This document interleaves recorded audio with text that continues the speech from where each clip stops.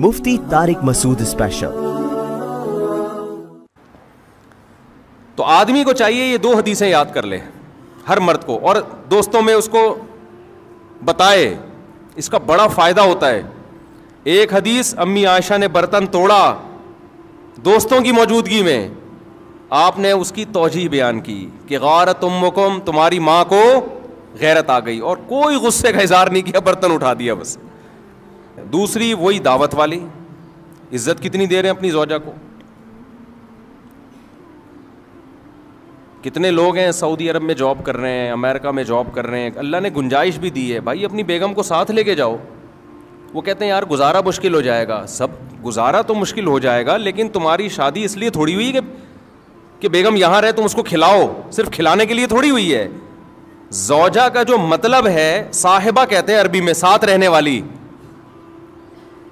ساتھ رہنے والی, تو ساتھ رہنے والی کیا, جب آپ جاب کرنے کے لیے گئے سعودی عرب یا کہیں گئے, ایک سال کے بعد آپ مہینے میں ایک دفعہ, سال میں ایک دفعہ آ رہے ہو, اور ریٹائرمنٹ پہ اب آپ ہو گئے, 20-25 سال تو بیگم کے بغیر گزر گیا نا.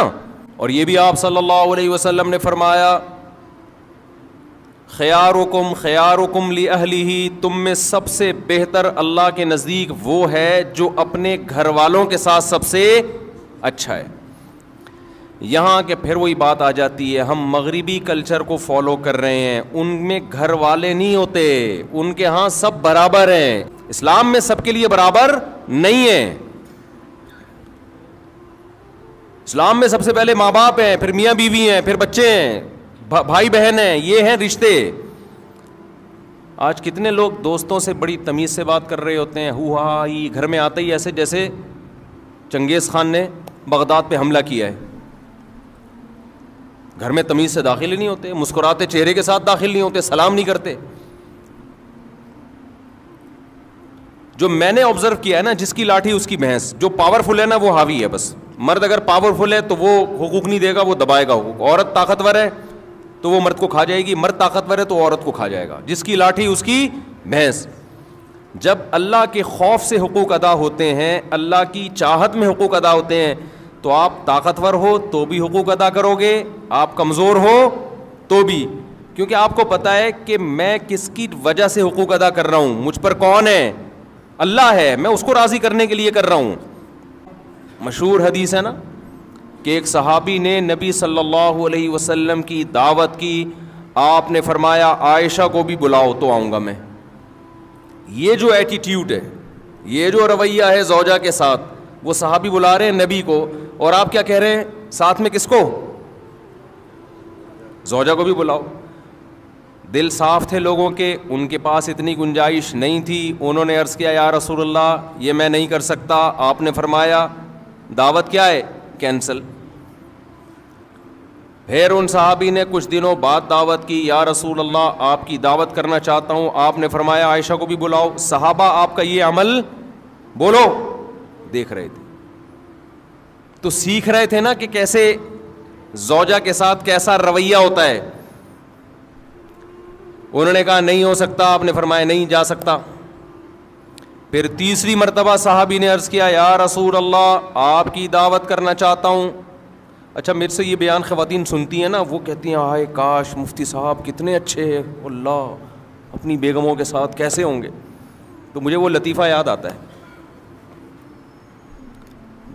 جو مولوی اس طرح بیویوں کے حقوق بیان کر رہا ہوں نا, خواتین بڑی متاثر ہوتی ہیں کہ ان کے گھر والے کتنے خوش قسمت ہوں گے, ان کی تو کبھی دعوت ہوتی ہوگی تو کہتے ہوں گے اب بیگم کے ساتھ بلاؤ تو آؤں, ورنہ میں نہیں آ رہا, جاؤ. تو وہ لطیفہ تمام خواتین سن لیں. ایک آدمی جو تھا نا, ڈرائیونگ کر کے اپنی بیگم کو لاتا, بیگم اگلی سیٹ پہ بیٹھی ہوتی, اس کی بیگم اسکول ٹیچر تھی, تو لاتا اسکول کے باہر گاڑی کھڑی کرتا, اترتا, بیگم کا گیٹ کھولتا, دروازہ نا لاک کھولتا, وہ جاتی, تو خواتین دوسری دیکھتی یار کتنی رسپیکٹ دے رہا ہے اپنی, خود اترتا ہے ڈرائیوروں کی طرح دروازہ کھولتا ہے باہر سے نا. تو رشتے آنا شروع ہو گئے. ایک اور شادی ہو گئی اس کی اسی چکر میں نا, خواتین نے خود کہ بھائی اتنی عزت دے رہا ہے یار, ہم میں بھی چاہیے اس کی بیوی بن جائیں ہم.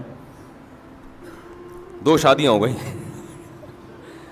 پھر بیگم کو, پہلی والی بیگم اسکول ٹیچر تھی, اس کو لے کر آتا, اترتا, باہر سے دروازہ کھولتا, 3 شادیاں ہو گئیں بھائی.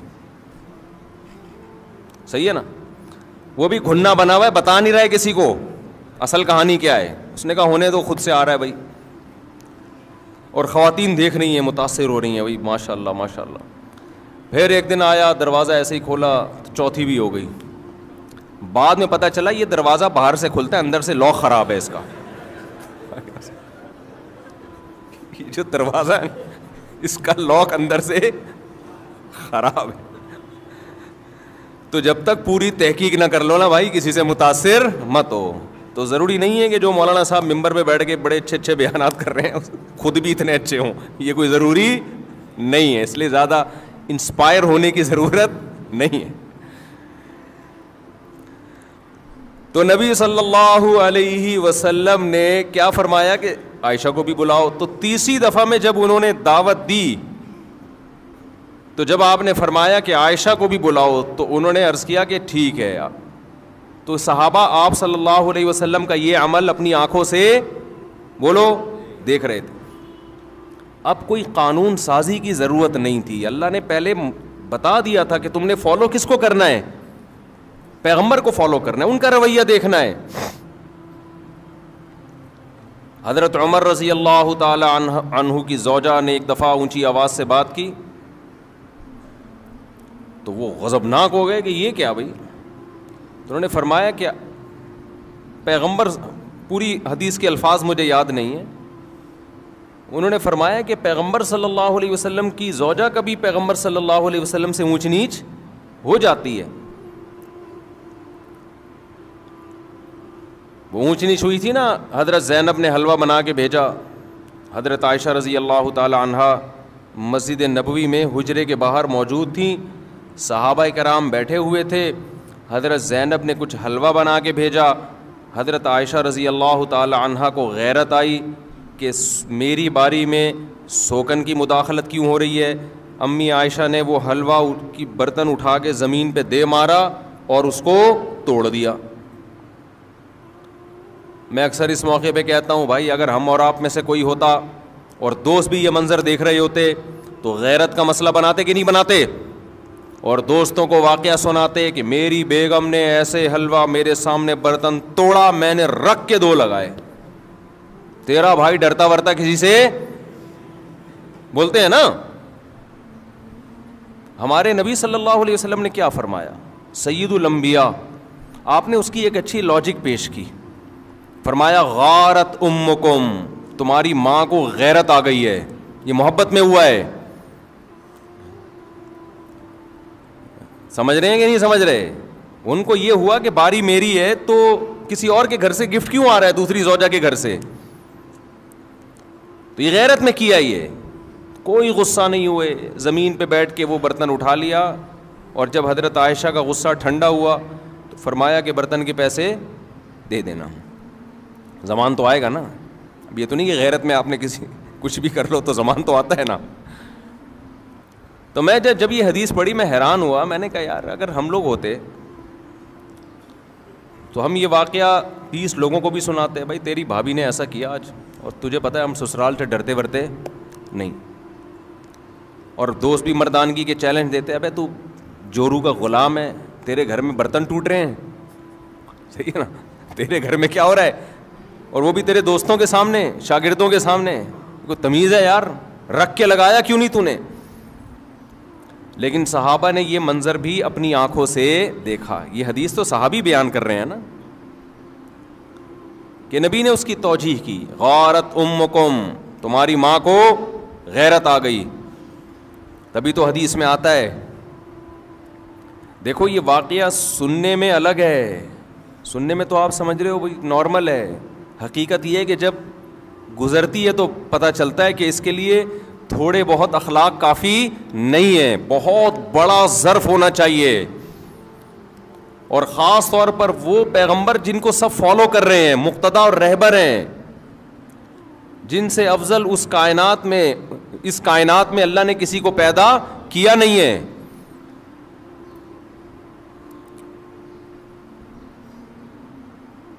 تو اسی وجہ سے حدیث میں آتا ہے کہ تم میں سب سے بہتر وہ ہے جس کے اخلاق اچھے ہیں. اور آپ نے فرمایا میرے اخلاق تم میں سب سے زیادہ اچھے ہیں. اور یہ بھی آپ صلی اللہ علیہ وسلم نے فرمایا خیارکم خیارکم لأہلہ، تم میں سب سے بہتر اللہ کے نزدیک وہ ہے جو اپنے گھر والوں کے ساتھ سب سے اچھا ہے. یہاں کہ پھر وہی بات آ جاتی ہے، ہم مغربی کلچر کو فالو کر رہے ہیں، ان میں گھر والے نہیں ہوتے، ان کے ہاں سب برابر ہیں. اسلام ترجیح کس کو دیتا ہے؟ رشتوں کو. دیکھو گورا تھینک یو سے بات کرتا ہے، ہر ایک سے اس کا تھینک یو برابر ہے. کسٹمر سے بھی وہی تھینک یو، عام آدمی سے بھی وہی thank you, excuse me, please, یہ جو ان کے الفاظ ہیں نا، یہ سب سے کیا ہیں؟ برابر ہیں. اسلام میں سب کے لیے برابر نہیں ہے. اسلام میں سب سے پہلے ماں باپ ہیں، پھر میاں بیوی ہیں، پھر بچے ہیں، بھائی بہن ہیں، یہ ہیں رشتے. آج کتنے لوگ دوستوں سے بڑی تمیز سے بات کر رہے ہوتے ہیں، ہو ہا ہی، گھر میں آتے ہی ایسے جیسے چنگیز خان نے بغداد پہ حملہ کیا ہے. گھر میں تمیز سے داخل ہی نہیں ہوتے، مسکراتے چہرے کے ساتھ داخل نہیں ہوتے، سلام نہیں کرتے. جو میں نے آبزرو کیا ہے نا، جس کی لاٹھی اس کی بھینس. جو پاورفل ہے نا وہ حاوی ہے. بس مرد اگر پاورفل ہے تو وہ حقوق نہیں دے گا، وہ دبائے گا حقوق. عورت طاقتور ہے تو وہ مرد کو کھا جائے گی، مرد طاقتور ہے تو عورت کو کھا جائے گا. جس کی لاٹھی اس کی بھینس. جب اللہ کے خوف سے حقوق ادا ہوتے ہیں، اللہ کی چاہت میں حقوق ادا ہوتے ہیں، تو آپ طاقتور ہو تو بھی حقوق ادا کرو گے، آپ کمزور ہو تو بھی. کیونکہ آپ کو پتا ہے کہ میں کس کی وجہ سے حقوق ادا کر رہا ہوں، مجھ پر کون ہے؟ اللہ ہے. میں اس کو راضی کرنے کے لیے کر رہا ہوں.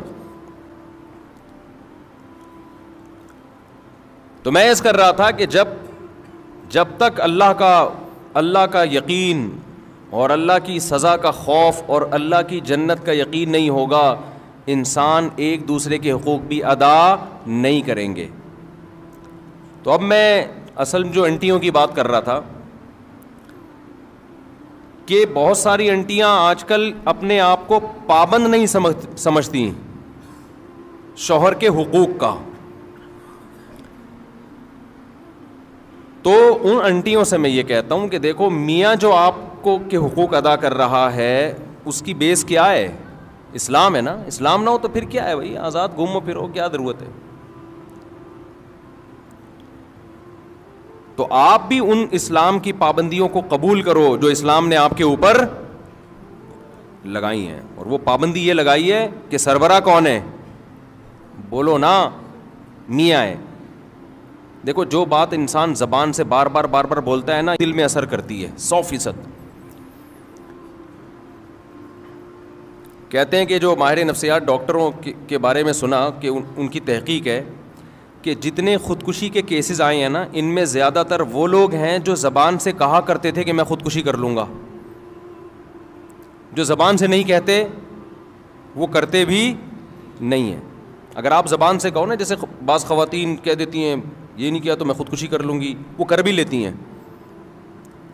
مرد بعض دفعہ یہ اس کی کوئی خواہش پوری نہیں ہوتی، کہیں رشتہ طے ہوا، شادی نہیں ہو رہی، دھمکیاں دیتا میں خودکشی کر لوں گا. تو آپ سمجھ رہے ہوتے ہیں میں ایسے ہی کہہ رہا ہوں، میں کروں گا نہیں.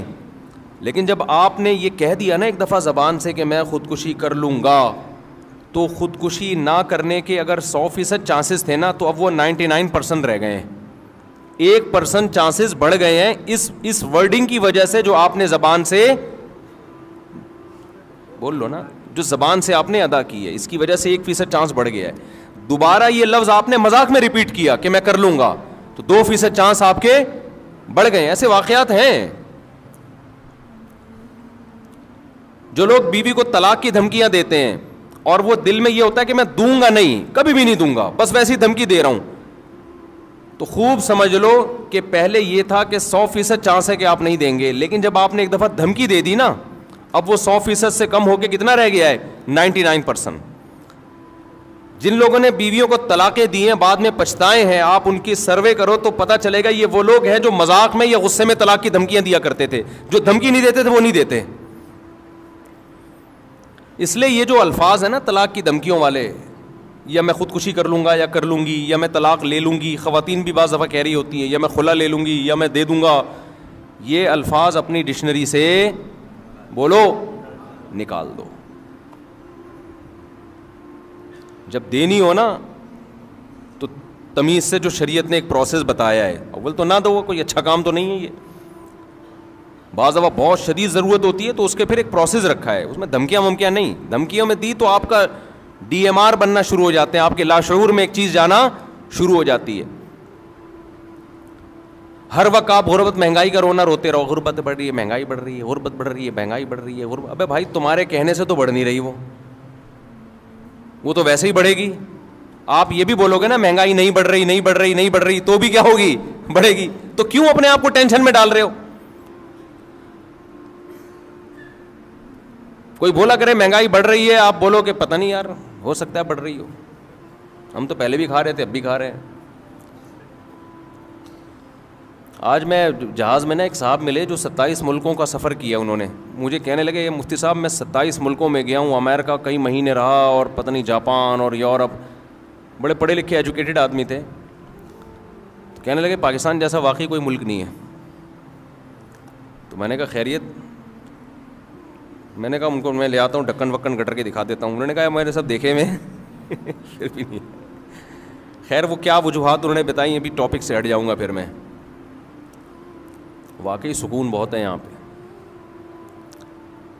تو کراچی گند بن گیا نا, باقی پنجاب تو ایسا اس طرح نہیں ہے نا, وہ تو صاف ستھرا ہے. اسلام آباد صاف ستھرا ہے, یہ تو کراچی ہی ہے سارا. جو ابھی انشاءاللہ میں کراچی پہ ایک خوبصورت ولاگ بنا رہا ہوں, اور میں نے اپنا ولاگ کا چینل بھی الگ کر دیا ہے تاکہ یہ مذہبی چینل اور ولاگ آپس میں مرج نہ ہو. تو اس میں یہی چیزیں ہوں گی, کراچی کی آبشاریں, اس کا نام بھی مفتی طارق مسعود ولاگ, وہ بالکل الگ کر دیا ہے.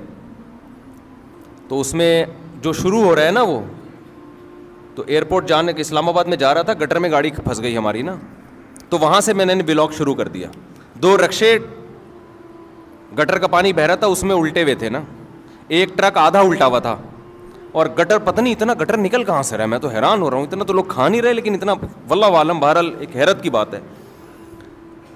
تو میں نے کہا میں نے دیکھو یورپ کی بھی آپ کو پیرس کی وہ دکھائی ہے, وہاں کی آبشاریں, اب ذرا کراچی کی آبشاریں بھی دیکھ لیں آپ ماشاءاللہ. تو تھوڑی سی شاید حکمرانوں کو غیرت آ جائے, نیت یہ ہے. چیزیں وائرل ہوتی ہیں تو حکمرانوں کو تھوڑی سی غیرت آ جائے. تو اس میں دکھائے ہیں کراچی کی آبشاریں, اور کیسے بڑے بڑے ٹرالر جو ہیں وہ ان کھڈوں میں جا رہے ہیں. اس میں دکھائی ہے گہری خوبصورت کھائیاں بھی ہیں اور پہاڑیاں بھی ہیں الحمدللہ. وہ کس ڈیزائن کی پہاڑی ہیں وہ آپ اس میں دیکھ لیے گا. اور پھر سندھ حکومت زندہ باد کے نعرے بھی لگوائے میں نے لوگوں سے, کوئی غلط بیانی نہیں ہے اس میں, زندہ باد نا, لگ رہے آباد رہے ہمیشہ. خیر, تو اب دیکھو یہ بھی ویل للمطففین میں داخل ہے کہ آپ کیا کرتے ہیں, اپنے حقوق اسلام کا لیبل لگا کے پورے پورے وصول کر رہے ہیں. جب حقوق دینے کی باری آتی ہے تو کلچر کا سہارا لے رہے ہیں, یورپ امریکہ کا سہارا لے رہے ہیں. تو بھائی یا تو پورے امریکہ جیسے بن جاؤ, یا پورے کدھر کو آ جاؤ, پورے اسلام کی طرف آ جاؤ نا, پورے ادھر کو آ جاؤ. اپنے مفاد میں اسلام, خواتین خلا لیتی ہیں نا کورٹ سے, کسی مفتی سے نہیں پوچھ رہی ہوتی کہ خلا ہوا ہے کہ نہیں ہوا. جی ہم تو ملک کے قانون کو مانتے ہیں, جی ملک بھی تو اسلامی ہے نا. لیکن جب اپنا مفاد ہوگا, اپنا کہیں فائدہ ہوگا, تو پھر کس سے رجوع کیا جائے گا؟ مفتیان کرام سے. تو یہ بھی ویل للمطففین میں داخل ہے, اور آج یہ بہت ہو رہا ہے. ماں باپ اولاد میں ہو رہا ہے یہ. اولاد اپنے حقوق لینے کی باری آئے گی, اسلام کی لیبل لگائے گی. جب ابا کے حقوق دینے کی باری آئے گی تو پھر کلچر تو آج کل ابا کو مانتا ہی نہیں ہے. کلچر میں تو ابا اور دوست کیا ہے, برابر ہیں. ابا تیز لہجے سے بات کریں تو بیٹے کو غصہ آتا ہے. کلچر تو یہی ہے. اسلام غصہ جاری کرنے کی ابا پہ اجازت, بولو. اب وہ لاشعور میں جائے گا نا جب بولو گے کہ نہیں دیتا تو یہ. تو میں جو اصل کہہ رہا تھا نا, میں خواتین کو ایک گزارش ہے میری, مرد کو نا یہ حدیث بار بار نوٹ کرے کہ نبی صلی اللہ علیہ وسلم کی موجودگی میں امی عائشہ نے برتن توڑا. یہ 2 حدیث مرد لوگوں کو میں بیان بھی کرے, اس سے اس کے لاشعور میں یہ چیز چلی جائے گی. جو بد اخلاق آدمی ہے نا, بدتمیز قسم کے, یہ سوچا کرو جب شادی نہیں ہوئی تھی تو کس اسٹائل میں بات کرتا تھا میں, وہ ریکارڈ کر کے رکھا کرو اپنے. میں جب نکاح پڑھاتا ہوں نا, دولہا سے کہتا ہوں قبول ہے تو کہتا ہے قبول ہے. میں کہتا ہوں بھائی اس اسٹائل میں قبول جس اسٹائل میں شادی کے بعد بات کرے گا بیگم سے. سمجھ میں آ رہی ہے بات؟ شادی کے بعد جس اسٹائل میں آپ کا جو لب و لہجہ ہوگا نا, وہ یہ نہیں ہوگا اتنی تمیز سے, گواہوں کو آواز ہی نہیں جا رہی قبول ہے کی. اسی طرح چیخو جس طرح بعد میں تم نے چیخنا ہے. پھر وہ ذرا زور سے بولتا ہے, پھر بھی اس اسٹائل میں نہیں بولتا جیسے بعد میں اس نے بولنا ہے آگے جا کے. تو آدمی کو چاہیے یہ 2 حدیثیں یاد کر لے, ہر مرد کو, اور دوستوں میں اس کو بتائے, اس کا بڑا فائدہ ہوتا ہے. ایک حدیث, امی عائشہ نے برتن توڑا دوستوں کی موجودگی میں, آپ نے اس کی توجیہ بیان کی کہ غارت امکم, تمہاری ماں کو غیرت آ گئی, اور کوئی غصے کا اظہار نہیں کیا, برتن اٹھا دیا بس. تو یہ جو کہتے ہیں نا رکھ کے, کوئی دوست بیان کر رہا ہوں نا میں نے تو رکھ کے چماٹ لگایا, اچھا وہ آگے یہ نہیں بتا رہا ہوتا پھر کھائے کتنے میں نے, وہ اسکپ کر رہا ہوتا ہے وہ. تو یہ حدیث آگے بتایا کریں. دوسری وہی دعوت والی, عزت کتنی دے رہے ہیں اپنی زوجہ کو. کتنے لوگ ہیں سعودی عرب میں جاب کر رہے ہیں, امریکہ میں جاب کر رہے ہیں, اللہ نے گنجائش بھی دی ہے, بھائی اپنی بیگم کو ساتھ لے کے جاؤ. وہ کہتے ہیں یار گزارا مشکل ہو جائے گا. سب گزارا تو مشکل ہو جائے گا, لیکن تمہاری شادی اس لیے تھوڑی ہوئی کہ بیگم یہاں رہے تم اس کو کھلاؤ, صرف کھلانے کے لیے تھوڑی ہوئی ہے. زوجہ کا جو مطلب ہے, صاحبہ کہتے ہیں عربی میں, ساتھ رہنے والی, ساتھ رہنے والی. تو ساتھ رہنے والی کیا, جب آپ جاب کرنے کے لیے گئے سعودی عرب یا کہیں گئے, ایک سال کے بعد آپ مہینے میں ایک دفعہ, سال میں ایک دفعہ آ رہے ہو, اور ریٹائرمنٹ پہ اب آپ ہو گئے, 20-25 سال تو بیگم کے بغیر گزر گیا نا. تو یہ صاحبہ کہاں سے ہو گئی؟ صاحبہ کہتے ہیں ساتھ رہنے والی. کوئی بہت ہی غریب ہو بیچارہ نہیں افورڈ کر سکتا, اس کے احکام الگ ہیں, لیکن نارملی ایسا نہیں ہوتا اور نہیں ہونا چاہیے.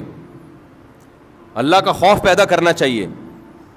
جہاں جا رہے ہو, شریف آدمی ویسے بھی کوشش کرتا ہے کہ بیگم ساتھ ہو, کیونکہ وہ ریموٹ کنٹرول کی طرح آپ پہ نظر رکھتی ہے, لہذا کوشش ہوتی ہے عزت دار لوگوں کی بیگم کو ساتھ لے کے جاؤ.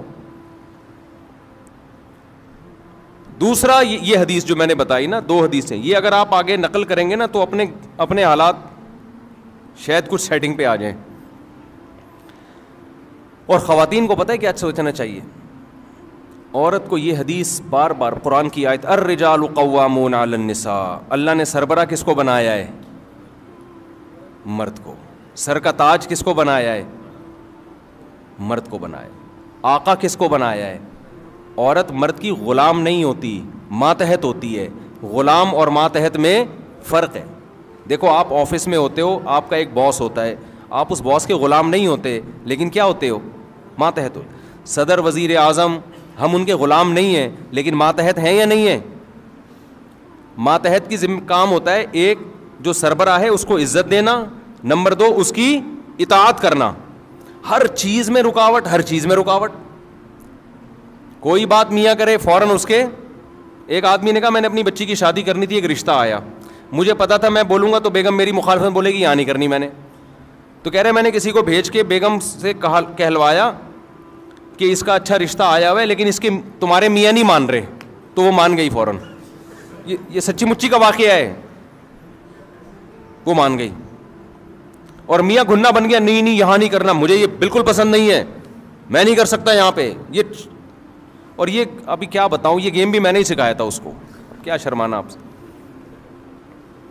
یہ طریقہ بھی کس نے سکھایا تھا؟ میاں کو.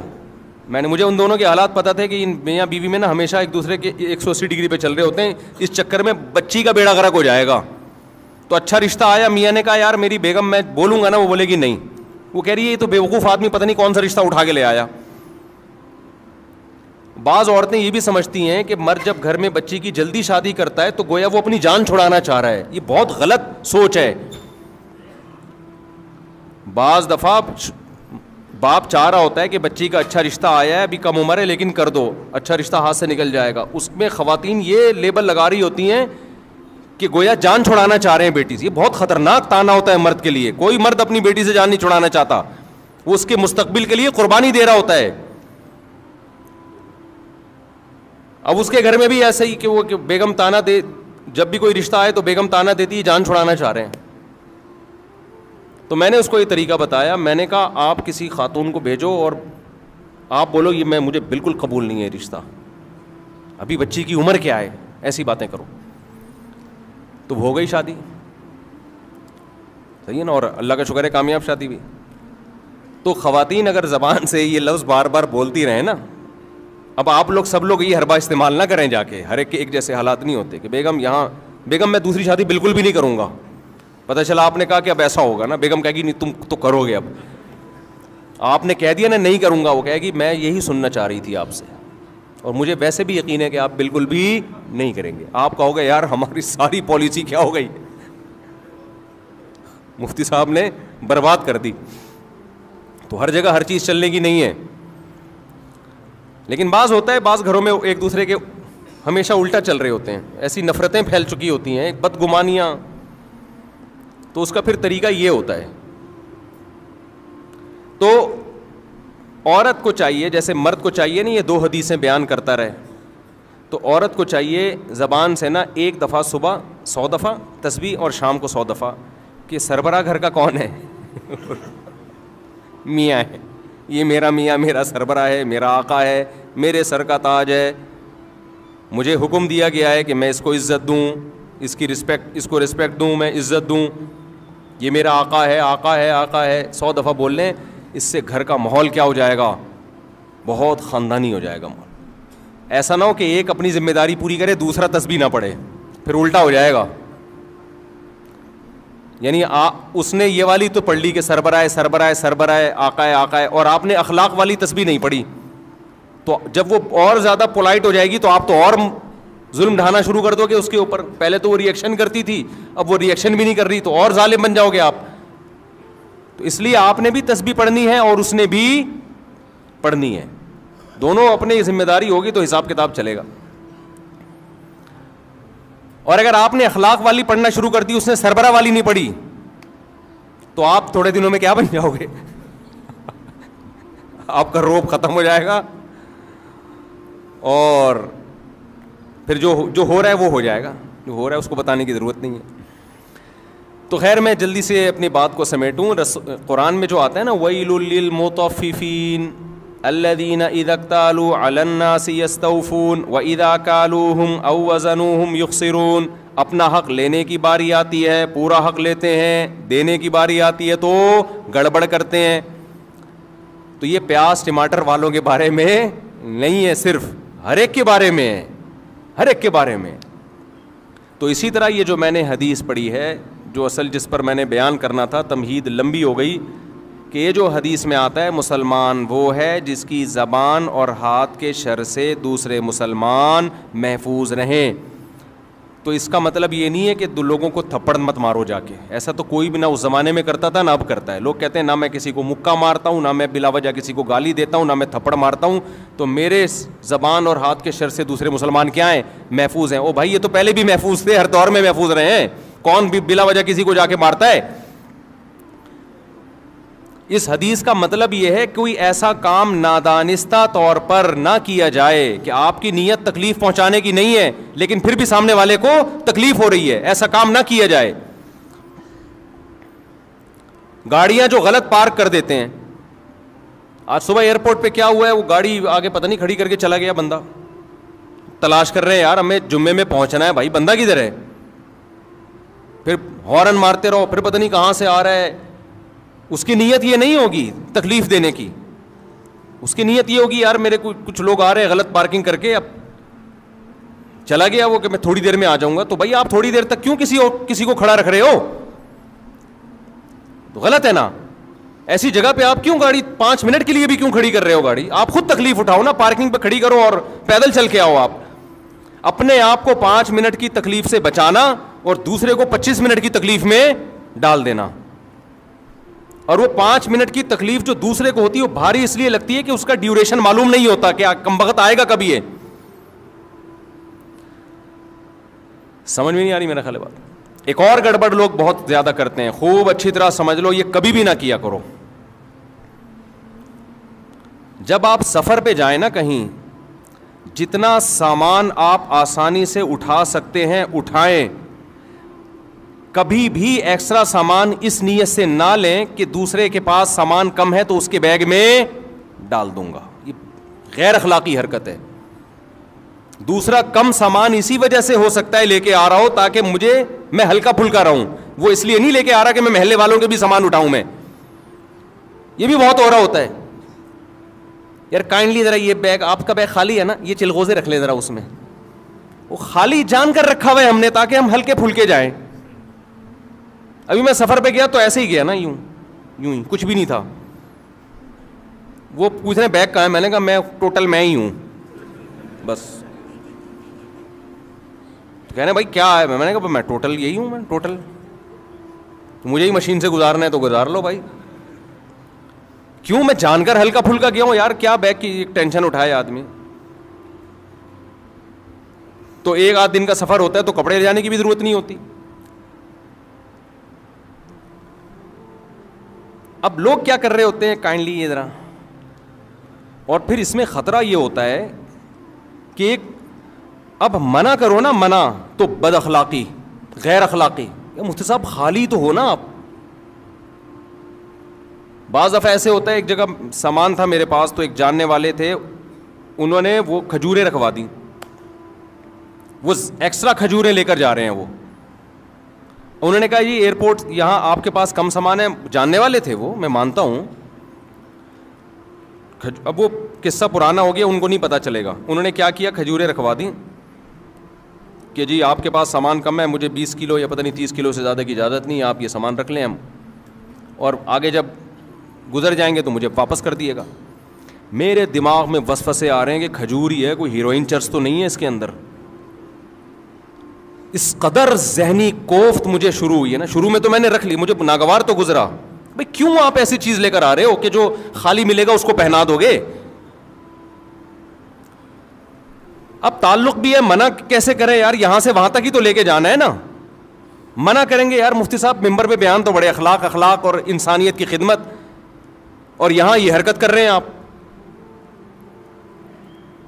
تو مجھے یہ چرس ہیروئن کی طرف تو دماغ نہیں گیا, لیکن میرا ذہن اس طرف چلا گیا کہ میں نے کہا رکھ لیتے ہیں. مجھے غصہ تو آیا لیکن میں نے رکھ لی, لیکن پھر میرے دماغ میں وسوسے آنا, چرس ہیروئن نہیں, کوئی بھی غیر قانونی چیز ہو سکتی ہے. سعودی عرب سے چرس لانا تو آسان نہیں ہے, لے جانا ہی ناممکن ہے, تو لانا کہاں سے ہوگا. لیکن کچھ بھی ہو سکتا ہے, 1% بھی چانس ہو تو ٹینشن دینے کے لیے بولو کافی ہے یہ.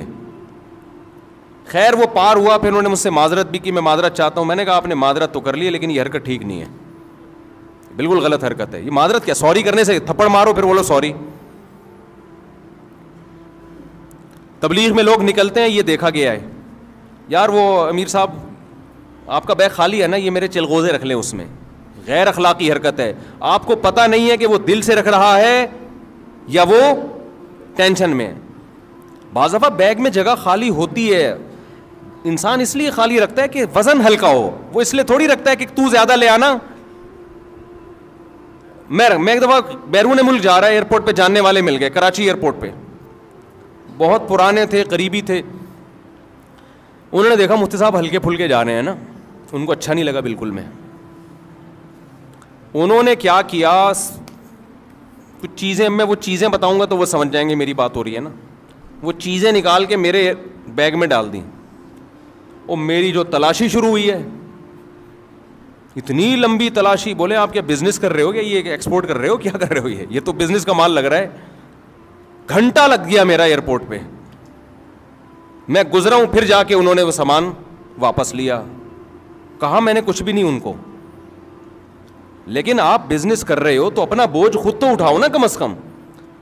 تو کبھی بھی یہ حرکت نہیں کرنی چاہیے کہ آپ سفر میں ہو, آپ دیکھ رہے ہو دوسرے کے ہاتھ خالی ہے تو اپنا آدھا بوجھ اس پہ ڈال دو. وہ ہاتھ خالی ہے تو اس لیے ہے کہ وہ تاکہ میں ہلکا پھلکا سفر کروں میں. تو یہ بھی اس حدیث میں داخل. ہاں وہ خود آپ سے مانگ لے, خود مانگ لے, یار آپ کے پاس 2 بیگ ہیں, آپ ایک بیگ مجھے پکڑا دیں. اور ایک دفعہ میں نہیں, 2 ایک اوپر سے بعض دفعہ مروت میں آدمی کہہ رہا ہوتا ہے, جیسے مہمان آئے تو کھانا کھائیں گے, وہ کہ ہاں کھاؤں گا, لے بھائی پھنس گئے, تو ہوتا ہی ہے. تو اخلاقاً پوچھ لیتا ہے, یقین ہو جائے کہ سچی مچی کا پوچھ رہا ہے. مجھے ابھی مسقط بلایا نا جن لوگوں نے, ریٹرن ٹکٹ دیا آنے جانے کا, وہ نہیں جس شادی میں گیا جس کا بڑا 1 مہینے سے کہہ رہے تھے مجھے. اب چونکہ میں اپنے خرچے پہ نہیں جا رہا تھا, ان کے خرچے پہ, پہلی دفعہ میں نے ہاں نہیں کیا ہے. بعض دفعہ مروت میں انسان پوچھ لیتا ہے مجھ سے, صاحب آپ کو بلا رہے ہیں, آپ آ رہے ہیں؟ ہاں جی آ رہا ہوں میں, بھیج دو ٹکٹ. 1 مہینے تک مسلسل میسج بھیجتے رہے. پھر مجھے یقین ہوا کہ بھائی واقعی یہ سچی مچی میں ہی چاہ رہے ہیں آنا. پھر میں نے اوکے کیا, ہاں بھی ٹھیک ہے. بعض دفعہ انسان رشتہ داروں کو, دوستوں کو پوچھ لیتا ہے کہ نہیں پوچھا تو بعد میں بولیں گے یار سب کو بلایا مجھے کیوں نہیں بلایا, تو اس چکر میں پوچھ لیتا ہے. آپ تیار بیٹھے تھے, آپ نے کہا ہاں قبول ہے. تو ایسا نہیں ہوتا. ایسا کرو گے تو کوئی بھی, تو مہمان کو جب بھی کوئی میزبان پوچھے نا تو مہمان کو فوراً ہاں جی کھانا ہے. بھائی ویسے ہی پوچھ رہا ہوگا, 2-3 دفعہ پوچھے تسلی سے, پھر آپ بولو کہ ہاں کھانا ہے میں نے, ورنہ چپ بیٹھے رہو. یہ بھی نہیں کہو کہ نہیں کھانا, جھوٹ نہیں بولو. تو اب جو میں اصل بات کر رہا ہوں نا, اسی میں ایک بات یہ بھی ہے. تو یہ بات تو پتہ چل گئی نا, کوئی ایسا عمل جس سے دوسرے کو تکلیف. واش روم میں جا کے بیٹھ گئے, چونکہ کرایہ نہیں دینا پڑ رہا, بیٹھے ہوئے ہیں, اور باہر رش بھی نہیں ہے, تو بھائی جب آپ گئے تھے ہو سکتا ہے اس وقت رش نہ ہو, بعد میں کوئی بندہ آ گیا ہو, بیٹھے ہوئے. واش روم میں صحیح طرح سے صفائی نہیں کی آپ نے. اب یہ باتیں تو ممبر پہ کیا آپ سمجھائے آدمی, یہ تو بچوں کے سکھانے کی چیزیں. پبلک ٹوائلٹ میں سفر کے دوران بہت جانا ہوتا ہے نا انسان کا, تو بعض رپورٹیں اچھی نہیں ہوتی ہیں, ٹھیک ہے نا, اس کو اچھی رپورٹیں نہیں ہوتی. تو یہ تمام چیزیں, اسی میں ایک بات خوب اچھی طرح سمجھ لیں, جب بھی کوئی مہمان آئے نا, مہمان سے 1 دفعہ کھانے کا پوچھو, 2 دفعہ, 3 دفعہ, 4تھی دفعہ مت پوچھو, وہ مصیبت میں آئے گا. میرے ساتھ ایسا اتنا زیادہ ہونے لگا ہے کہ اب میں ڈپریشن میں جانے لگا ہوں, اب میں غصہ کرنے لگا ہوں لوگوں پہ.